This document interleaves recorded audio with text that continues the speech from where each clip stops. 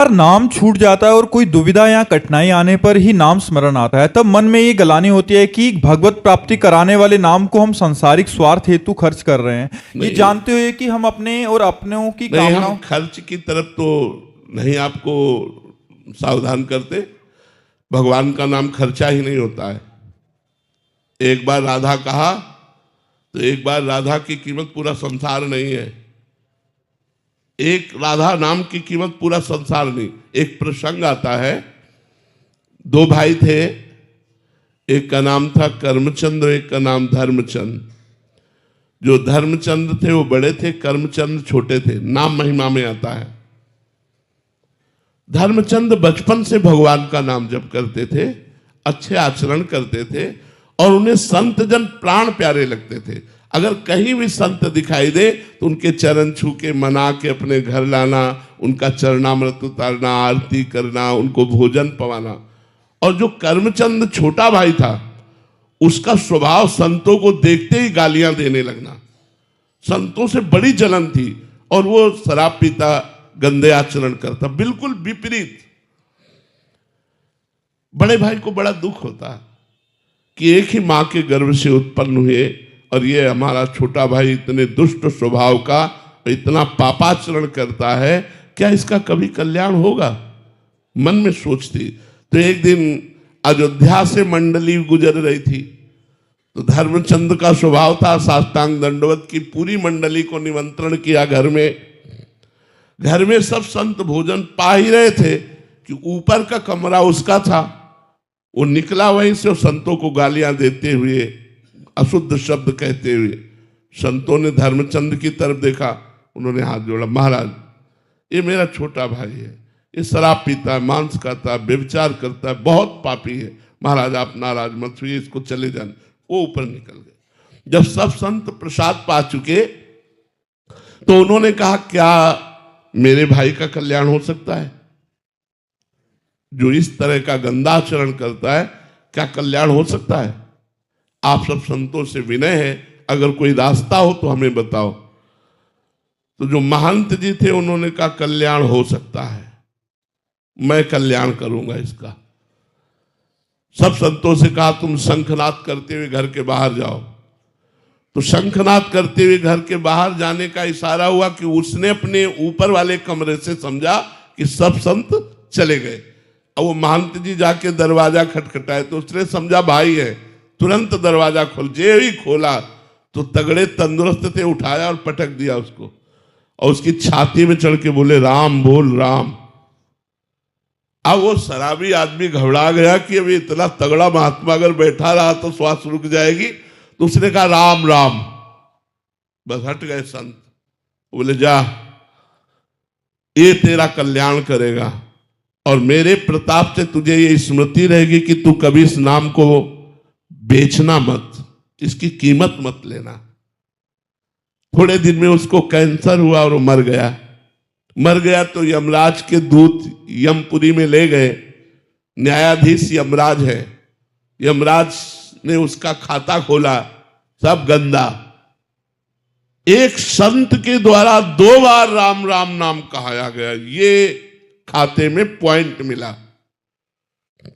अब वो यमराज की खोपड़ी चकरा गई कि 2 बार राम राम का फल इसे क्या दे। उसी जीवात्मा को बुलाया और कहा, बोलो तुमने 2 बार जीवन में राम राम बोला, इसका फल क्या चाहते हो? तो उनका पहले फल तो बताओ, इसका क्या होता है? मेरी मति तो काम नहीं कर सकती कि राम नाम का फल क्या होगा, ये शायद देवराज इंद्र बता सकते हैं। तो उसने कहा, हमें साथ ले चलो, इस तुम्हारे भयावने यमपुरी में मैं नहीं रुकूंगा। उसे देवराज की पुरी स्वर्ग में ले गए। देवराज इंद्र से कहा, इस जीवात्मा ने 2 बार राम राम का नाम लिया, उसका फल क्या हो सकता है? देवराज इंद्र ने कहा, मेरी सामर्थ्य नहीं कि मैं बता सकूं, ये भगवान ब्रह्मा जी बता सकते हैं। तो धर्मराज, जीवात्मा और देवराज इंद्र ब्रह्मलोक पहुंचे। ब्रह्मा जी से पूछा कि इस जीवात्मा ने जीवन भर पाप किया, केवल संत के कहलाने से 2 बार राम राम बोला, इसका क्या फल होगा? ब्रह्मा जी भी दाढ़ी खुजलाने लगे कि ये माया में जगत कि वस्तुएं तो नाम का फल हो नहीं सकती, इसलिए उन्होंने कहा कि इसका पूर्ण निर्णय तो भगवान शंकर कर सकते हैं, क्योंकि वो रात दिन जपते रहते हैं। ब्रह्मा जी, देवराज इंद्र, धर्मराज, जीवात्मा कैलाश पर्वत पर पहुंचे। भगवान शंकर ने स्वागत किया। कैसे आगमन हुआ, बात बताई गई। भगवान शंकर ने कहा, देखो राम नाम की महिमा तो हम कुछ जानते हैं, वो भी कुछ, पूरी वो भी नहीं। राम नाम का फल क्या होगा ये हम नहीं बता सकते। राम नाम की महिमा जानते हैं कि रा बोलकर जहर पी गए और मां बोलकर उसे बंद कर लिया, आज भी गले में, इसलिए नीलकंठ नाम। राम नाम की बड़ी महिमा है, उसको हम गा नहीं सकते पूर्ण रूप से, लेकिन कुछ गा सकते हैं। लेकिन नाम का फल क्या है ये हम नहीं बता सकते। बोले ये तो साक्षात राम जी ही बताएंगे। अब वो जीवात्मा, धर्मराज, देवराज, ब्रह्मा जी, भगवान शंकर साकेतपुरी पहुंचे सिया राम जी के पास। कहा, प्रभु इस जीवात्मा ने जीवन भर पाप किया, एक संत के कहलाने से 2 बार आपका नाम लिया, प्रभु उसका फल क्या हो सकता है? भगवान ने कहा, उसे लाओ और मेरी गोदी में बैठा लो। उस जीवात्मा को गोदी में बैठा ला और कहा, देखो फल तो मैं भी नहीं बता सकता, कहां लगी नाम बढ़ाई, राम न सकहि नाम गुण गाई। लेकिन फल प्रत्यक्ष देख लो कि ये जीव घोर नरकों को भोगता, 2 बार राम राम कहा तो मेरी गोदी में आके बैठ गया, ये फल है। भगवान के नाम का फल ये संसार नहीं हो सकता। तो ये बात कि हम नाम जप खर्चा कर रहे, तो नाम जप अविनाशी हो, खर्चा होने वाला नहीं। हाँ ये जरूर है कि हम भूल से असरफी को दे करके और नमक खरीद रहे हैं, ये गलती ना करें। अगर हम अपने नाम को बेचे ना, तो हमारा नाम सब कुछ प्रदान करवा देगा, विपत्ति हटा देगा, धन ऐश्वर्य प्रदान कर देगा, सुख शांति दे देगा। 2 बार राम राम कहने से नरक से बच गया, और आप सैकड़ों बार राधा राधा जपते, आपको नरक जाना पड़ेगा, सवाल नहीं उठता। इसलिए आप निर्भय रहिए।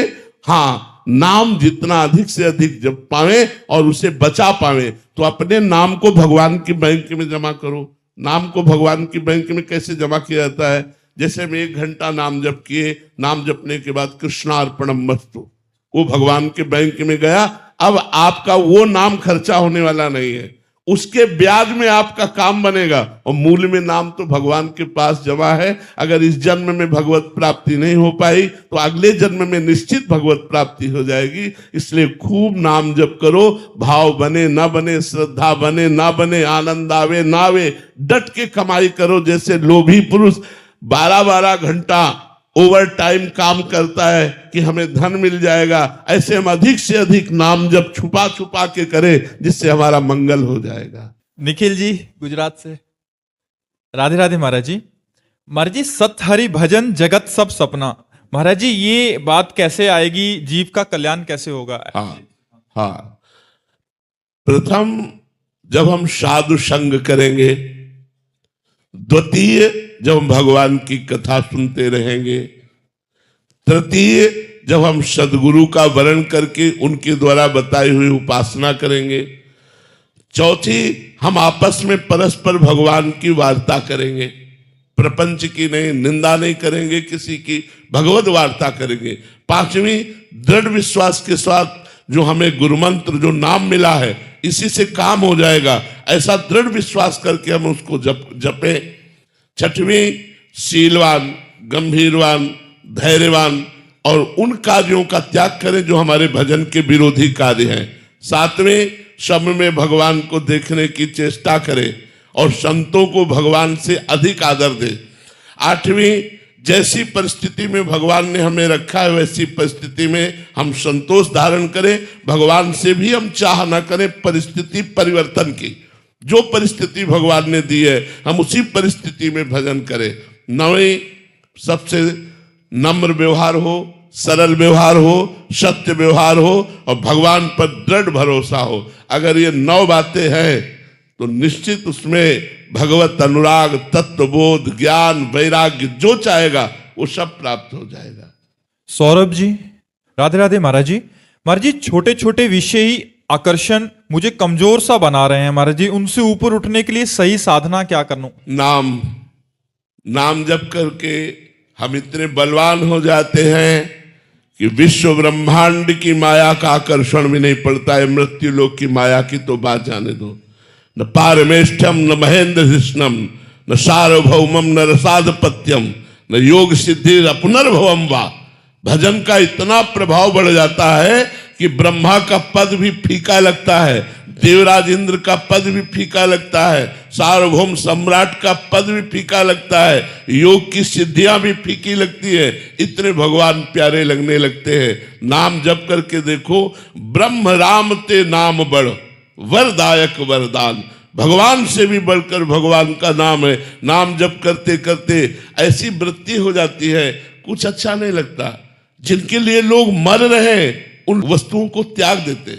आपको हम बताएं, एक एक आभूषण के लिए परिवार में झगड़ा हो जाता है, और कितनी ऐसी माताएं अपने आभूषणों का त्याग करके और कंठी बांध करके रात दिन भजन करती हैं और कष्ट सहकर वृंदावन में रह रहे हैं। क्या हुआ? नाम ने चमत्कार प्रकट कर दिया। ये क्या है? क्या है? जिन आभूषणों के लिए, जिन वस्तुओं के लिए, जिन भोगों के लिए तुम लड़ते हो, पूरा जीवन खपा देते हो, और जब नाम जप की कृपा होती है, भगवान की कृपा होती है, तो वही सब ऐसे बेकार लगने लगते, बेकार लगने लगते। हमें ये कहना होगा कि जब तक आप नाम जप नहीं करोगे तब तक केवल बातें रहेंगी, और जब नाम जप असलियत में करोगे तो सत हरि भजन जगत सब सपना ये आपको देखने को मिलेगा, अपने जीवन में मिलेगा।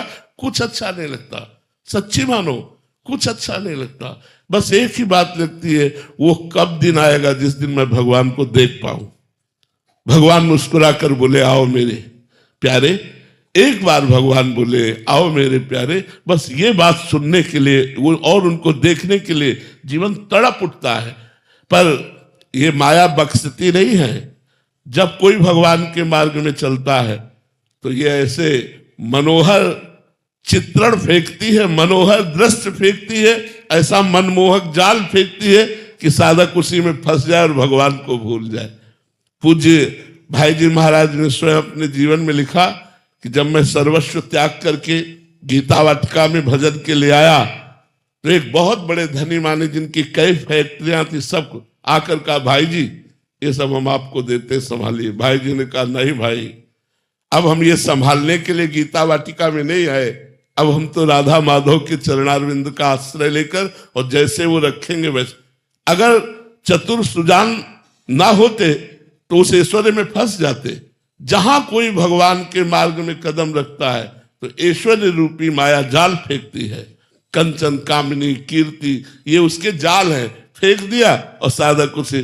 पर भगवान का यदि भरोसा है तो भगवान ऐसे जालों से बचा करके और फिर निकाल करके उसे अपने परम पद पर आरूढ़ करते। नामे भक्ता प्रणश्यति, भगवान के भक्त का कभी नाश नहीं होता, कभी पतन नहीं होता। पवन कुमार जी बिहार से। राधे राधे महाराज जी। गुरुदेव, भगवान का प्रेम तथा भक्ति में क्या भेद है? राग, वैराग्य तथा अनुराग, इनमें क्या होता है? अनुराग में जो आनंद है, क्या वही आनंद वैराग्य में भी होता है क्या? सुनो, क्या आनंद लेना चाहते हो ये हमें बताओ। सोने की दुकान में गए, बोले हार कितने का है, ये जंजीर कितने की है, बाजूबंद कितने का है, करधनी कितने की है। बोले लेना क्या है? वो कुछ नहीं, वो ऐसे पूछ रहा था बस। अगर वैराग्य क्या है, अनुराग क्या है, प्रेम क्या है, भक्ति क्या है, आप चलना किस में चाहते हो? आप चलना किस में चाहते हो? प्रभु के लिए प्रेमा भक्ति और अश्रु आए। प्रभु के लिए प्रेमा भक्ति अश्रु आए तो प्रेम मूल यह नाम है। प्रेमी रसिक जपत यह नाम, प्रेम मगन निज बन विश्राम, श्री हरिवंश जहां रहे। प्रेम की मूल जड़ नाम है। जितना नाम जप करोगे उतने भगवान से प्रेम बढ़ता जाएगा, संसार से वैराग्य होता जाएगा और अपने स्वरूप का ज्ञान होता जाएगा। भागवत के 11 स्कंद में लिखा हुआ है, एक एक कवल जैसे पाने से तुष्टि पुष्टि क्षुधा निवृत्ति होती है, ऐसे एक एक भगवान का नाम जप करने से संसार से वैराग्य, स्वरूप का बोध और भगवान से प्रेम होता है। जैसे एक कवल खवाकर रोक दिया जाए तो कई दिन के भूखे आदमी को और परेशानी हो जाती है, ऐसे ही अनंत जन्मों से भगवदानंद का भूखा जीव थोड़ा भजन करने पर उसे जलन पैदा होती है। जब वो चक्क भजन करे, कम से कम आधा पेट भोजन हो जाए, तब पता चलेगा हलवा कैसा, खीर कैसी।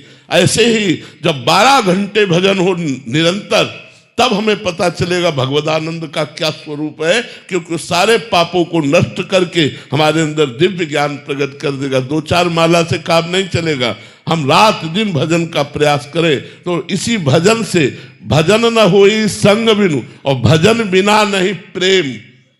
प्रेम कैसे उत्पन्न होता है? भजन से। जितना भजन करोगे उतना ही भगवत प्रेम प्रकट होता जाएगा। भजन रात दिन करो, अव्याव्रत भजना, अखंड भजन, और कोई पापाचरण ना करो तो। नहीं तो भजन करते हुए यदि पापाचरण करोगे तो भी अनुभव में नहीं आएगा। जैसे चलनी में गैया दुहे और दोष दैव को दे। चलनी में जिससे आटा छाना जाता है, उसमें गाय का दूध दुहे और कह दे हमारे भाग्य में नहीं, क्योंकि पीने को मिलेगा नहीं, वो सब गिर जाएगा। अगर ऐसे ही तुम्हारे छिद्र हैं, काम क्रोध आदि, और आप भजन कर रहे हो और उन पर आप दृष्टि नहीं डाल रहे, तो तुम्हारे भजन को छील करते रहेंगे, आपको अनुभव में नहीं आएगा। पहले इन दोषों का त्याग करते हुए हम भजन करें, तब अनुराग की प्राप्ति होगी। भक्ति से अनुराग की प्राप्ति होती है, अर्थात प्रेम की प्राप्ति होती है, और प्रेम से भगवान की प्राप्ति होती है। हरि व्यापक सर्वत्र समाना, और प्रेम ते प्रगट होए मैं जाना। जहां प्रेम वहीं भगवान का प्रादुर्भाव होता है। हर्ष त्रिपाठी जी, राधे राधे महाराज जी। खलहू करही भल पाई सुसंगु, मिटही न मलिन स्वभाव अभंगु। महाराज जी, श्री रामचरितमानस की इस चौपाई के अनुसार कभी कभी दुष्ट भी सत्संग पाकर अच्छे आचरण करते हैं, परंतु उनका स्वभाव कभी ना भंग होने वाला मलिन स्वभाव ही रहता है। सरकार, ठीक उसी प्रकार आपके द्वारा पोषित इस महानीच का मलिन स्वभाव नहीं मिट रहा। आपके बार बार सुधारने पर भी नहीं। खल और मलिन स्वभाव में अंतर है। खल का जो मलिन स्वभाव होता है वो दूसरी प्रकार का होता है। हमारा जो मलिन स्वभाव होता है वो दूसरी प्रकार का होता है। हमारे मलिन स्वभाव को यदि सत्संग मिल जाए तो मलिन स्वभाव दूर होकर भगवान की प्राप्ति हो सकती है। जो नीच प्रवृत्ति के दुष्ट संत निंदा करने वाले, संत अपमान करने वाले, केवल उपहास करने के लिए सत्संग सुनने गए, देखते क्या बोलते हैं, और उनकी बातों का उपहास किया, एक भी शब्द स्वीकार नहीं किया, वो दुष्ट है। खलौ करें भली पाई सुसंगु, मिटे न मलिन स्वभाव भंगु। लेकिन मैं दुष्ट हूं, मैं नीच हूं। आज भगवान ने हम पर बड़ी कृपा की, साधु समागम दिया। आज देखो मेरे जीवन का वो दिन है जो मैं वर्णन नहीं कर सकता, और वो आकर सत्संग में हाथ जोड़कर बैठ गया और सत्संग की बात सुनी। उसका जीवन निरंतर सुधरता चला जाएगा, और वो खल नहीं है, वो दुष्ट नहीं है, वो मलिन स्वभाव वाला है। उसका मलिन स्वभाव सत्संग से निर्मल हो जाएगा, सत्संग से निर्मल हो जाएगा। लेकिन जो दुष्ट लोग हैं उनका निर्मल नहीं होता, क्योंकि वो संत का उपहास करने के लिए जाते हैं, वो संतों के दोष दर्शन करने के लिए जाते हैं, वो सत्संग सुनने नहीं जाते। वो जाएंगे वहां, लेकिन वो अपनी मलिनता का ही आरोप करेंगे, वो निर्मलता का नहीं आरोप करेंगे। और एक मलिन है जिसके हृदय में बात है कि मैं नीच हूं, अधम हूं, कामी हूं, क्या मेरा भी उद्धार हो जाएगा? निश्चित उद्धार हो जाएगा संत संग से, वो निर्मल हो जाएगा। तो तुम खल नहीं हो। मलिन स्वभाव भले हो सकता है, लेकिन खल नहीं हो। अगर खल होते तो प्रश्न ही न करते। प्रश्न करने का मतलब है जिज्ञासा। जिज्ञासा पवित्र हृदय में होती है। कुछ मलिनता और कुछ पवित्रता आपके हृदय में है, धीरे धीरे बढ़ाइए, पूरे मन को पवित्र कर दीजिए, और पापाचरण होने से अपने को रोकिए। जो कार्य निषेध किए गए हैं उन कार्यों को मत कीजिए। जैसे खान पान में मांस, मछली, अंडा मत खाइए, मदिरा मत पीजिए, पराई बहन बेटियों की तरफ गंदी दृष्टि मत रखिए, पराया धन हड़पने की कोशिश मत कीजिए, और नाम जप कीजिए। देखिए बहुत जल्दी आपका हृदय पवित्र हो जाएगा। महाराज जी, साधक को कैसे पता लगता है कि उसका अंतःकरण पवित्र हो रहा है? क्योंकि प्रतिपल तो उसको ऐसे लगता है कि मेरे में वही काम, क्रोध, लोभ की वृत्तियां हैं। हाँ, ये तब तक रहता है, ये भगवान की बड़ी कृपा है जो ये रहता है, क्योंकि इससे अहंकार नहीं आ पाता। भगवान अपने जनों में थोड़ा थोड़ा ऐसा दिखाते रहते हैं, जिससे अगर हृदय से पूछा जाए तो लगता है मेरे जैसा नीच अधम कोई नहीं है, मेरे जैसा अधम कोई नहीं। देखो इतने बड़े महाभागवत श्री सूरदास जी महाराज, जिनके सामने स्वयं भगवान बैठकर पद सुनते, कह रहे मौसम कौन कुटिल खल कामी, जिन मुँह को तन दियो ताको न भजन कियो ऐसो नमक हरामी। देखो कितने बड़े महापुरुष है और क्या लिख रहे हैं अपने लिए, कह रहे जिन मुँह को तन दियो ताको न भजन कियो ऐसो नोन हरामी, मौसम कौन कुटिल खल का। तुलसीदास जी लिख रहे हैं जो मैं अपने अवगुण कहूं बाढ़ई कथा पार नहीं लाऊं। यदि मैं अपने अवगुणों की चर्चा करूं तो कथा बढ़ जाएगी, वो हम पार नहीं पा पाएंगे। हनुमान जी महाराज कह रहे असमय अधम सखा सुनु मोहू पर रघुवीर, मैं ऐसा अधम हूं, इतने पर भी भगवान की हम पर कृपा है। सबरी मैया क्या कह रही, अधम ते अधम अधम अति नारी, तिनमा मैं मतिमंद आघारी। भगवान के भक्तों में ये जो वर्णन करने की शैली है वो इसलिए है कि उनके हृदय में अहंकार नहीं होता, और अहंकारहीन हृदय ही अपने में दोष देख पाता है। जो अहंकारी हृदय होता है वो अपने में गुण देखता है, दूसरों में दोष देखता है। जो दैन्य होता है वो अपने में दोष देखता है, दूसरों में गुण का दर्शन करता है, इसीलिए वो संत है। महाराज जी पवित्र हृदय की क्या पहचान है? जब पवित्र हृदय हो जाएगा तो कामादि दोषों का प्रभाव नहीं पड़ेगा। जो काम क्रोध लोभ मोह मद मत्सर ये 6 दोष हैं, इनका प्रभाव नहीं पड़ेगा। काम क्रोध मद मान न मोहा, लोभ न क्षोभ राग नहीं द्रोहा, जिनके कपट दंभ नहीं माया, तिनके हृदय बसो रघुराया। जहां काम क्रोध लोभ मोह मद मत्सर का प्रभाव शून्य हो जाए वहां हृदय निर्मल। अगर थोड़ा भी आकर्षण है तो उस हिस्से में अपवित्रता बनी हुई है। और कभी कभी पवित्र हृदयों में भी इनका विकार का आक्रमण देखा गया। भगवत प्राप्त महापुरुष पवित्र हृदय, लेकिन कीन हो इसका बहु अभिमाना, सो खोवल चाकृपा निधाना। भगवान उसके अभिमान कहीं कहीं न कहीं जागृत। जैसे देवर्षि नारद जी कितने भगवान के नजदीक है, रोज भगवान का दर्शन करते, भगवत साक्षात्कार महापुरुष है, लेकिन एक दिन उनके मन में अभिमान आ गया कि मैं तो काम विजयी हूं। तो भगवान ने माया रची और वो काम से परास्त हुए, भगवान ने उनकी रक्षा की। तो कभी कभी भगवत प्राप्त महापुरुषों में भी भगवान उनके हृदय की उस वृत्ति को कि मैं श्रेष्ठ हूं, उसको नीचा दिखाने के लिए कभी न कभी ऐसे कोई आचरण बन जाते हैं। जैसे माँ अपने बालक को सजाती है लेकिन बाद में काला टीका लगा देती है कि किसी की नजर ना लगे मेरे बालक पे, ऐसे ही भगवान अपने संत को सजाते हैं, बाद में कोई एक काला टीका लगा देते जिससे काला टीका से उन पर नजर नहीं लगती। अरे वही है जो हमने देखा था, ऐसा वही है जो ऐसा। 1-2 आचरण ऐसे छोड़ देते हैं जिनके कारण लोगों की दृष्टि उसी में अरझ जाती है और महापुरुष की महिमा को न जानकर वो लाभ नहीं ले पाते। ये भगवान ऐसा गुप्त रखते हैं। जब वो महापुरुष पधार जाते हैं और उनकी जीवनी लिखी जाती है तब वो इतने बड़े महापुरुष, और जब सामने होते हैं तब हम समझ नहीं पाते कि ये इतने बड़े महापुरुष हैं। भगवान इसलिए ऐसी लीला करते हैं। मीनाक्षी जी हरियाणा से, राधे राधे महाराज जी। महाराज जी मेरी दुविधा गुरु की तलाश को लेकर है। मन में तीव्र इच्छा है गुरु धारण करने की, पर दूसरी तरफ मन कहीं टिकता ही नहीं। प्रभु कृपा से संतों की वाणी सुनते हैं, उनका आशीर्वाद भी प्राप्त करते हैं, सभी के प्रति आदर भाव भी है, पर कपटी मन एवं दिमाग पूरी तरह से समर्पण का भाव नहीं ला पा रहा। मुझे लगता है आपको भगवान को गुरु बनाना चाहिए। सर्वप्रथम भगवान जगत गुरु है, उनको गुरु बनाना चाहिए और उनसे प्रार्थना करनी चाहिए कि यदि गुरु रूप की अत्यंत आवश्यकता भव समुद्र से पार होने के लिए है तो हे नाथ आप मुझे गुरुदेव के पास पहुंचा दीजिए या गुरुदेव को मेरे पास पहुंचा दीजिए। पक्का वो आपको संयोग करा देंगे, गुरु की प्राप्ति करा देंगे, क्योंकि हरि ही गुरु है, गुरु ही हरि है, दो नहीं है। कहने को दो हैं, पर गुरुदेव के रूप में हरि का वर्ण करने के लिए पहले भगवान को गुरु बनाओ और उनसे कहो मुझे ऐसे संत से मिला दो जो आपसे मिला दे। वो मिला देंगे, वो मिला देंगे। करिश्मा जैन जी बेंगलोर से, राधे राधे महाराज जी। महाराज जी, आप कह रहे हैं कि आप एक नियमित संख्या में रोज जप करते हैं और लेखन भी करते हैं, बट महाराज जी जैसे जीवन में आगे बढ़ने के लिए हम धीरे धीरे अपने स्तर को बढ़ाते हैं, वैसे ही क्या भक्ति में भी आगे बढ़ने के लिए नाम संख्या धीरे धीरे बढ़ानी चाहिए? वैसे ही नाम संख्या बढ़ानी चाहिए। देखो, जब भगवान की भूख होगी, भगवान की भी भूख लगती है। अब अच्छा नहीं लग रहा, आज का भी दिन गया, भगवान नहीं मिले, आज की रात भी गई, सपने में भी भगवान नहीं मिले, रोना आता है, तड़पना प्रकट होता है।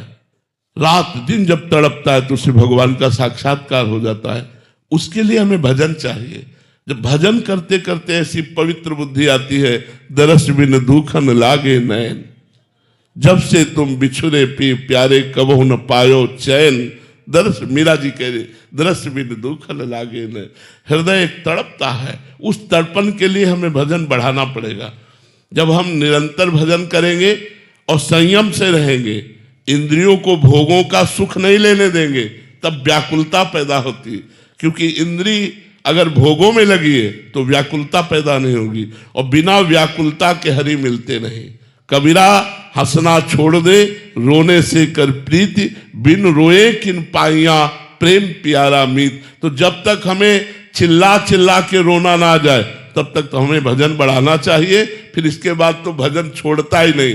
पहले साधक भजन करता है, फिर भजन पकड़ लेता है साधक को, फिर वो रात दिन स्वयं चलता है, अजपा जाप चलने लगता है, वो सिद्ध पुरुष हो जाता है। इसलिए हमें तब तक भजन करना चाहिए जब तक हमें रोना ना आने लगे।